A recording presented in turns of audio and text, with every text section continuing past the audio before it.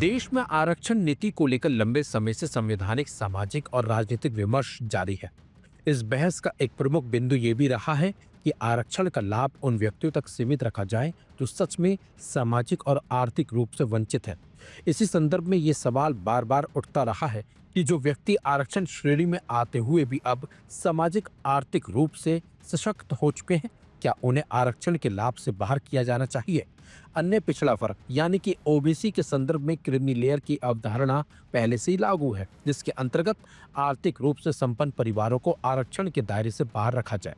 अब यही मांग अनुसूचित जाति यानी कि एससी और अनुसूचित जनजाति यानी कि एससी के आरक्षण के संबंध में भी उठाई जा रही है। सुप्रीम कोर्ट में जनहित याचिका। बीजेपी नेता एवं वरिष्ठ अधिवक्ता अश्वनी उपाध्याय द्वारा इस मामले पर एक जनहित याचिका सुप्रीम कोर्ट में दायर की गई है। याचिका पर सुनवाई करते हुए सीजे जस्टिस सूर्यकांत और जस्टिस जयमाल्या बागची की पीठ ने केंद्र सरकार के साथ साथ सभी राज्यों को नोटिस जारी कर इस मुद्दे पर उनका पक्ष मांगा है।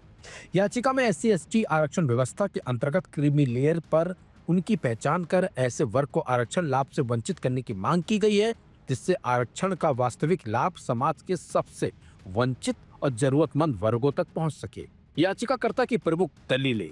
याचिकाकर्ता का तर्क है कि आरक्षण का संवैधानिक उद्देश्य ऐतिहासिक रूप से शोषित, पीड़ित और हाशिए पर पड़े वर्गों का सामाजिक उत्थान करना था, लेकिन वर्तमान व्यवस्था में वही परिवार पीढ़ी दर पीढ़ी आरक्षण का लाभ उठा रहे हैं, जबकि ज्यादा गरीब और पिछड़े परिवार इससे वंचित रह जाते हैं। वहीं वरिष्ठ वकील और बीजेपी नेता अश्वनी उपाध्याय ने दलील दी है कि जिन एससी एसटी परिवारों में किसी सदस्य को सरकारी सेवा, संवैधानिक पद और उच्च प्रशासनिक पद मिल चुके हैं, उनके बच्चों को उसी श्रेणी में आरक्षण का लाभ नहीं दिया जाना चाहिए।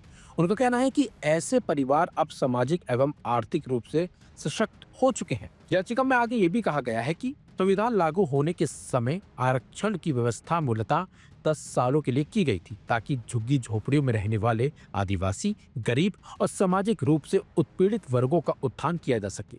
ये व्यवस्था कभी भी करोड़पतियों, उच्च पदस्थ अधिकारियों या राजनीतिक रूप से प्रभावशाली व्यक्तियों के लिए नहीं थी। याचिकाकर्ता ने संविधान सभा की बहसों का हवाला देते हुए आगे कहा कि आरक्षण का लाभ लेकर कोई व्यक्ति पहले उच्च प्रशासनिक पद प्राप्त करता है, फिर उसी आरक्षण के आधार पर संसद या विधानसभा का सदस्य बनता है और मंत्री तक बन जाता है। यह आरक्षण की मूल भावना के विपरीत है। सामाजिक असमानता बढ़ने की आशंका। याचिका में यह चेतावनी दी गई है कि अगर सशक्त एससी एसटी वर्ग को आरक्षण का लाभ मिलता रहा तो उससे समाज में असमानता की खाई और अधिक बढ़ती चली जाएगी। ऐसे में वंचित वर्गों का प्रतिनिधित्व और अवसर सीमित होते चले जाएंगे। आपको बता दें, 1 अगस्त 2024 को सुप्रीम कोर्ट ने अपने लगभग 20 साल पुराने निर्णय को पलटते हुए ये स्पष्ट किया था कि राज्य सरकारें एससी एसटी आरक्षण के अंदर उप वर्गीकरण कर सकती है। 7 न्यायाधीशों की संविधान पीठ ने यह भी कहा था कि अनुसूचित जातियों और जनजातियों को उनकी आंतरिक सामाजिक स्थिति के आधार पर वर्गीकृत करना संविधान के अनुच्छेद 341 का उल्लंघन नहीं है। उसी निर्णय में न्यायमूर्ति BR गवई ने यह महत्वपूर्ण टिप्पणी की थी कि राज्य सरकारों को एससी एसटी वर्गों के अंदर क्रीमी लेयर की पहचान करने तथा उन्हें आरक्षण लाभ से बाहर रखने के लिए एक ठोस नीति तैयार करनी चाहिए। केंद्र सरकार का रुख। हालांकि 9 अगस्त 2024 को केंद्र सरकार ने स्पष्ट रूप से एक घोषणा करते हुए कहा था कि वह एससी एसटी आरक्षण में क्रीमी लेयर की अवधारणा लागू नहीं करेगी। केंद्र का तर्क था कि संविधान निर्माता डॉक्टर भीमराव अंबेडकर द्वारा बनाए गए संविधान में एससी एसटी आरक्षण के संदर्भ में क्रीमी लेयर का कोई प्रावधान नहीं है और सरकार संविधान के दायरे में बंधी हुई है। अब सुप्रीम कोर्ट द्वारा जारी नोटिस के बाद ये मामला एक बार फिर संवैधानिक व्याख्या, सामाजिक न्याय और समानता के सिद्धांतों को केंद्र में आ गया है। आगामी सुनवाई में अब यह तय होना महत्वपूर्ण होगा कि क्या एससी एसटी आरक्षण व्यवस्था में भी क्रीमी लेयर की अवधारणा को कानूनी और संवैधानिक मान्यता मिल सकती है या फिर नहीं।